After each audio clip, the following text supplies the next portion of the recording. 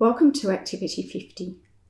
In this activity, we will be developing the addition strategy of bridging 10 from a part of 9 for wholes up to 20. To complete this activity, you will need 2 of each bond block from 1 to 9 and 1 linear 10. If you have original boards, please place them inside a right and white sleeve. When we add, it's part, add part equals whole. The blocks representing the parts are placed below the line, and the blocks representing the whole are placed above the number line. The first part of 9 has already been placed. We spin the spinner to get the second part, which in this case will be 7. However, we are not just going to add the 7 here. We are going to place the 7 using 2 blocks. First, a 1, so as this part can join with the 9 to build or bridge 10.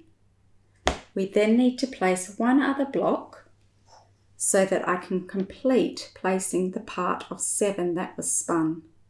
The 1 and the 6 join together to be worth the part of 7 that was spun. After I have finished placing my parts, I place a block to build the whole, so that the total length of the parts is equal to the length of the whole. I then say the equation, making sure that what I say matches what I touch. 9 add 7 equals 16. I then record this on my board.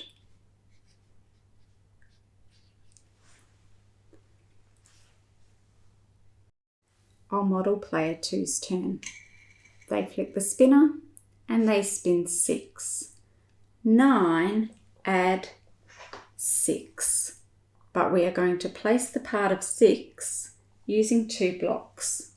A 1 to bridge 10 and 1 more to complete adding the part of 6.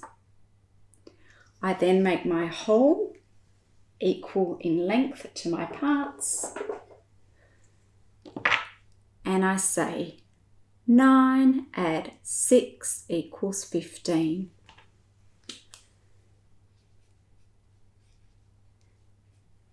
For this round, player 1 wins because they built the largest whole, which for addition we call the sum. Now it's your turn.